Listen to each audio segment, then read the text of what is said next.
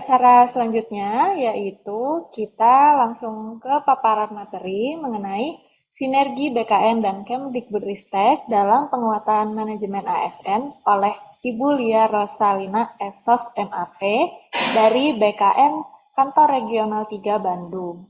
Kepada Ibu Lia Rosalina, waktu dan tempat kami persilakan. Baik, Bismillahirrahmanirrahim. Assalamualaikum warahmatullahi wabarakatuh. Selamat siang, salam sehat, salam sejahtera untuk kita semua. Yang terhormat Kepala BBGP Provinsi Jawa Barat, Bapak Muhammad Hartono SHMED, Ketua Administrasi Provinsi Guru Jawa Barat, Bapak Kusdiantoro Wijaya SPDM Home, Bapak Ibu pejabat fungsional guru di lingkungan pemerintah Provinsi Jawa Barat ya Bu ya ini pesertanya seluruh Provinsi Jawa Barat. Senang bisa bersilaturahmi dengan Bapak Ibu semua di kesempatan siang hari ini dan apresiasi untuk BBGP Provinsi Jawa Barat yang sudah menindaklanjuti secara cepat terkait pengelolaan kinerja untuk tenaga fungsional guru di pemerintah Provinsi Jawa Barat. Padahal ini kalau tidak salah baru kemarin Desember ya Bu, kita diundang oleh Kemendikbud untuk launching aplikasi kinerja dari Kemendikbud, kemudian di Jakarta dan lanjut di Jogja, dan sekarang cukup kaget juga tiba-tiba ada undangan yang mengundang seluruh jabatan fungsional guru di pemerintah Provinsi Jawa Barat.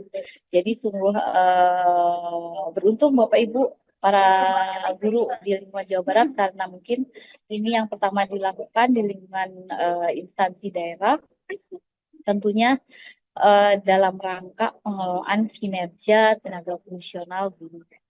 Nah, kalau sebelum saya menyampaikan sedikit materi, mungkin ya karena secara detail terkait aplikasi nanti kan dari Kemendikbud yang akan menyampaikan. Nah, sesuai surat edaran bersama Kepala BKN dan Menteri Pendidikan Kebudayaan Riset dan Teknologi nomor 17 tahun 2003 dan nomor 9 tahun 2003 tentang sistem informasi pengelolaan kinerja aparatur sipil negara guru, di mana di surat edaran tersebut bahwa untuk tenaga fungsional guru di tahun 2024 untuk pengelolaan kinerjanya tidak lagi menggunakan aplikasi e-kinerja BKN, tapi sudah ada aplikasi tersendiri yang tentunya sudah diintegrasikan. Jadi aplikasi ini adalah platform Merdeka Mengajar yang dikelola oleh Kementerian Pendidikan, Kebudayaan, Riset dan Teknologi yang terintegrasi dengan aplikasi e-kinerja BKN. Dan sesuai isi surat tersebut bahwa sistem aplikasi PMM ini digunakan mulai bulan Januari 2024. Kemarin banyak yang konsultasi kepada kami, berkoordinasi kepada kami karena memang di tahun 2023 kami sudah melakukan sosialisasi ke instansi wilayah kerja kami Jawa Barat dan Banten tentang pengelolaan kinerja yang menggunakan aplikasi e-kinerja BKN, di mana di tahun 2023 tentunya seluruh ASN baik PNS maupun P3K kami arahkan untuk menggunakan aplikasi e-kinerja BKN termasuk para jabatan fungsional guru. Nah, kemarin di akhir tahun banyak yang setelah ada rilis dari Kemendikbud ini banyak yang berkonsultasi kepada kami, Bu, bagaimana dengan SKP kami yang sudah kami buat di tahun 2023. Nah, ini sesuai dengan isi surat edaran kami sampaikan juga bahwa sistem aplikasi PMM ini digunakan mulai bulan Januari 2024 sehingga untuk pengaturan kinerja tahun 2023 itu masih menggunakan aplikasi e-kinerja BKN ya. Jadi Bapak Ibu pemangku jabatan fungsional guru kalau ditanya aplikasi di 2023 menggunakan apa, kita masih menggunakan aplikasi e-kinerja BKN. Tapi di 2024 sudah menggunakan aplikasi platform Merdeka Mengajar ya. Kemudian pengelolaan kinerja ASN guru di platform Merdeka Mengajar ini menjadi data atau dokumen sumber dalam kinerja BKN. Jadi tidak perlu lagi menggunakan dua aplikasi ya Bapak Ibu ya. Dan instansi daerah sesuai dengan kewenangannya ini melakukan pendampingan, pengawasan, dan pembinaan kepada ASN guru dalam melakukan pengolahan kinerja melalui aplikasi PMM yang terintegrasi dengan kinerja BKN. Kemudian poin penting lainnya adalah instansi daerah sesuai dengan kewenangannya melakukan pemutakhiran data ASN guru pada data pokok pendidikan atau Dapodik dan layanan digitalisasi manajemen ASN BKN. Itu poin-poin penting yang ada di surat edaran tersebut, di mana surat edaran tersebut diterbitkan di tanggal 15 Desember 2023, Ibu ya. Nah, mungkin kita masuk ke, karena kami sifatnya kebijakan ya Bapak Ibu, jadi kami akan menyampaikan secara global terkait pengelolaan kinerja tersebut. Izin saya share screen. Sebagaimana kita ketahui bersama bahwa Undang-Undang ASN Undang 14 tahun 2003 ini sudah berubah ya sekarang menjadi Undang-Undang 20 tahun 2023. Di mana di Undang-Undang 20 tahun 2023 itu kita melihat ada beberapa penguatan yang harus kita lakukan sebagai agenda transformasi kita. Yang pertama adalah terkait transformasi rekrutmen dan jabatan ASN, itu menjadi salah satu poin penting dari Undang-Undang ASN yang terbaru. Kemudian kemudahan mobilitas talenta nasional. Yang ketiga ada percepatan pengembangan kompetensi. Nah, ini terkait pengembangan kompetensi ini tentunya sangat berkaitan erat dengan sistem merit kita. Di mana manakala kompetensi kita meningkat, maka bisa memperkuat dari sistem merit yang ada. Kemudian yang keempat adalah penataan tenaga non-ASN. Yang kelima, reformasi pengolahan kinerja dan kesejahteraan ASN. Nah, di sini juga pengolahan kinerja menjadi salah satu poin penting dalam agenda transformasi undang-undang tersebut. Di mana kalau kita baca di undang-undang tersebut bahwa pengolahan kinerja yang ada di Undang-Undang 20 tahun 2023 secara detail itu tidak jauh berbeda dengan yang tertera di Permen 46 tahun 2023. Jadi kalau Bapak Ibu melihat kembali Permen 4 tersebut, ini detail-detailnya tidak merupakan globalisasi dari reformasi pengolahan kinerja dan kesejahteraan ASN yang tertuang di undang-undang tersebut. Yang keenam terkait digitalisasi manajemen ASN, dan yang ketujuh adalah penguatan budaya kerja dan citra institusi. Nah, terkait penguatan budaya kerja dan citra institusi ini juga bertitik berat kepada perilaku kita. Jadi kalau kita lihat kinerja, itu ada kinerja dan perilaku, ternyata di Undang-Undang ASN juga diperkuat juga dengan poin penguatan budaya kerja dan citra institusi. Kemudian selanjutnya, kalau kita lihat dari pokok-pokok pengaturan dalam undang-undang tersebut, yang pertama adalah penguatan pengawasan untuk sistem merit. Nah, ini juga tadi saya sampaikan bahwa dari Renstra 2019 sampai 2024 yang ada ini kita sudah mencoba untuk memperlakukan sistem merit. Sudah mulai berhasil dan kedepannya juga akan kita terus kawal untuk pelaksanaan sistem merit tersebut. Kemudian yang kedua, penetapan kebutuhan PNS dan P3K. Kemudian kesejahteraan PNS dan P3K, penataan tenaga honorer, dan digitalisasi manajemen ASN yang termasuk transformasi komponen manajemen ASN. Untuk PNS dan P3K ini di Undang-Undang 20 tahun 2023 ini karena belum ada peraturan pemerintah yang menindaklanjuti dari undang-undang tersebut, di mana salah satu pasalnya menyatakan bahwa paling lambat 6 bulan setelah Undang-Undang 20 tahun 2003 ini terbit, tentunya harus segera ada regulasi pendukung. Nanti kita akan melihat bagaimana terkait penetapan kebutuhan PNS, kesejahteraan, serta penataan tenaga honorer secara detailnya. Karena manakala undang-undang ini diterbitkan, sudah mulai banyak yang bertanya kepada kami, bagaimana dengan tenaga honorer dan kawan-kawan. Nah, ini kami belum bisa menjawab secara detail. Mengapa? Karena kami masih menunggu terkait PP turunan dari undang-undang tersebut. Jadi kita tunggu bersama sampai 6 bulan dari Undang-Undang 20 tahun 2023 itu terbit, karena terbitnya di bulan Oktober, akhir Oktober, sehingga kita tunggu 6 bulan ke depan peraturan pemerintah yang menindaklanjuti dari undang-undang tersebut.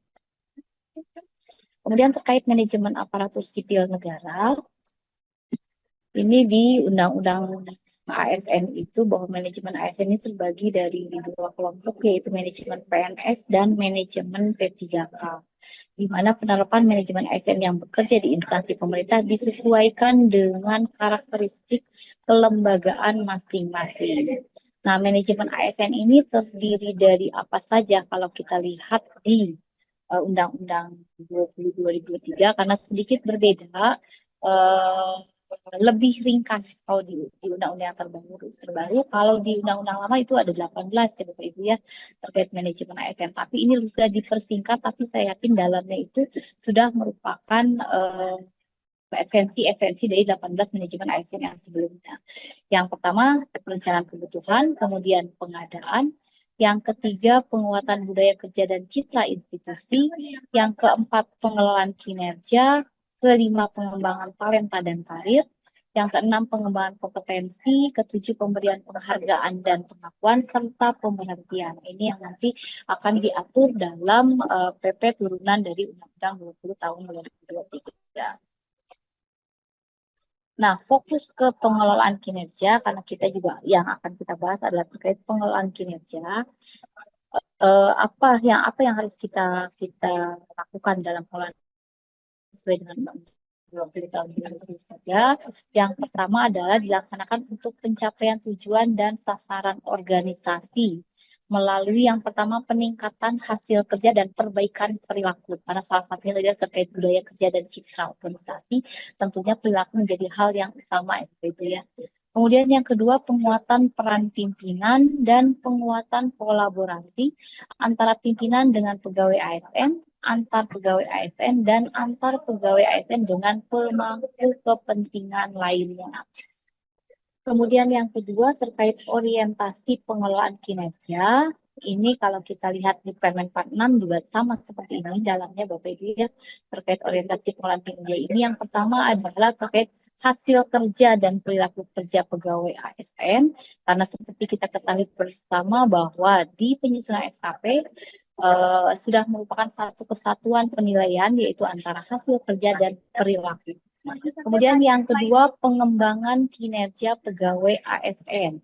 Jadi atasan tidak hanya sekedar melakukan penilaian dari kinerja, tapi tentunya memberikan feedback, memberikan masukan-masukan untuk perbaikan kinerja pegawainya. Jadi tidak hanya sekedar melakukan penilaian, tapi apa yang harus ditingkatkan, apa yang harus dikembangkan dari pegawai tersebut berdasarkan penilaian yang telah dilakukan.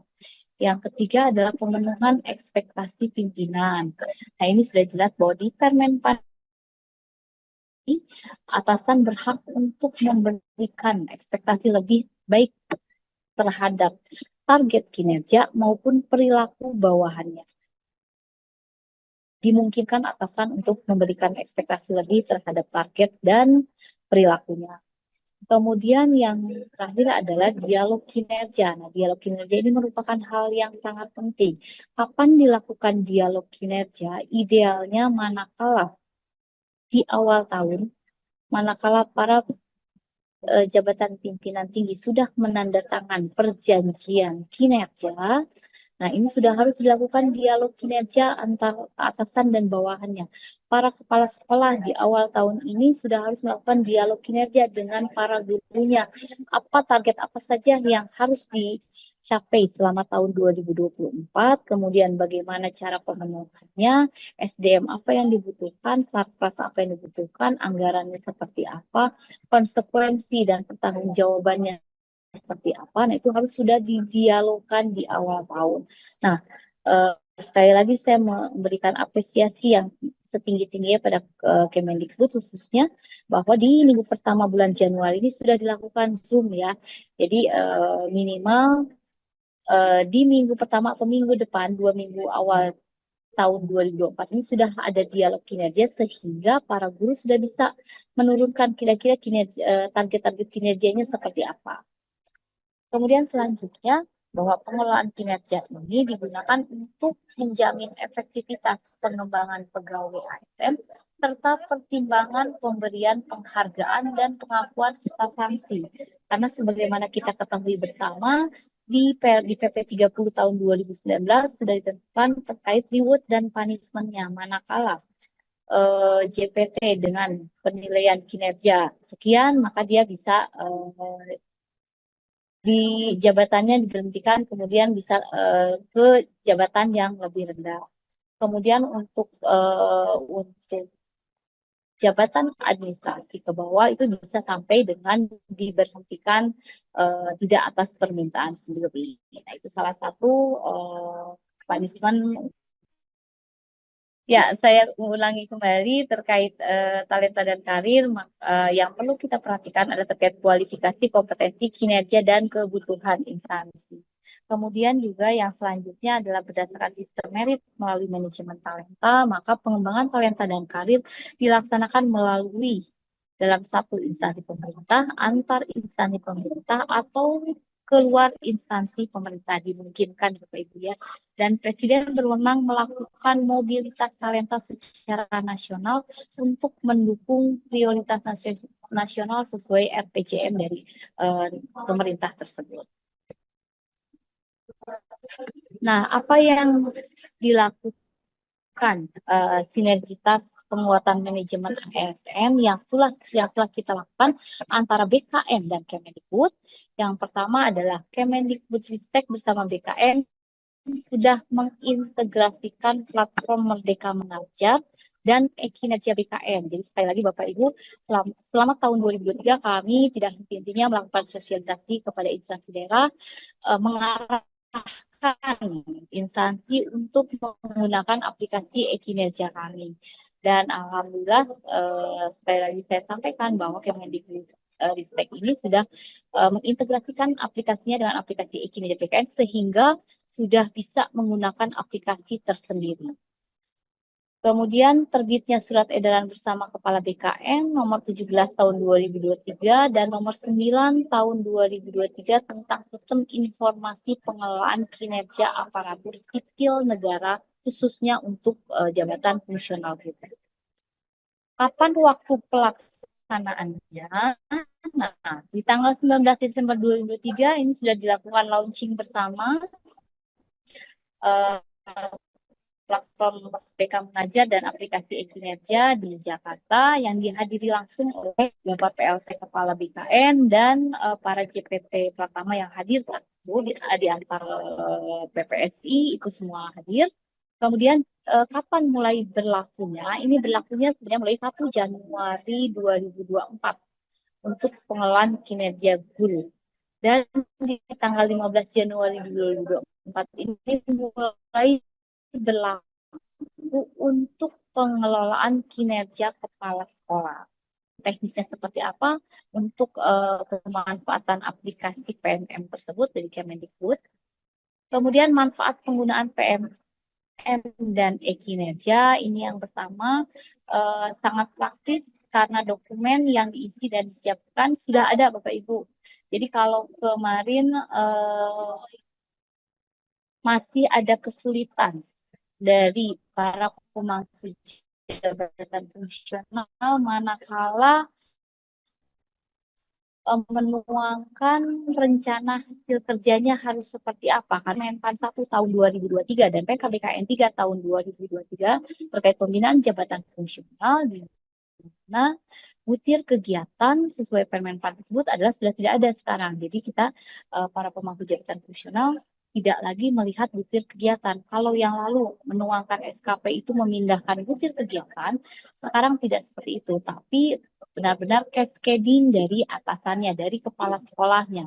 Nah, yang lalu sempat kesulitan, jangankan untuk pemangku jabatan fungsional ya, kami aja di struktural, di fungsional kadang kesulitan untuk menuangkan RHK, menuangkan kalimat. Jadi kadang kita tahu pekerjaannya apa, outputnya apa, outcome-nya apa, tapi pada saat menuangkan ini kita kesulitan. Nah, sehingga kalau yang lalu kami sempat menyampaikan, walaupun butir kegiatan ini sudah tidak ada, tapi kalimat-kalimat di butir kegiatan ini bisa kita pergunakan untuk penyusunan RHK. Tapi penyusunan RHK itu tentunya karena harus tidak menggunakan lagi kata kerja, jadi harus dirubah menjadi bahasa output.